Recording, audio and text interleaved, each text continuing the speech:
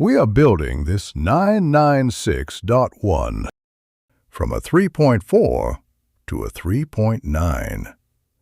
Crank and rods set in the carrier. IMS and chains installed and carefully inspected.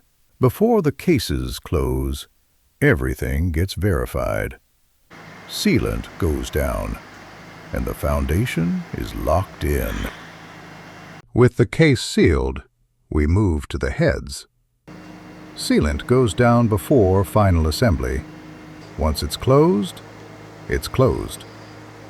This 3.9-liter 996.1 is getting closer to the dyno.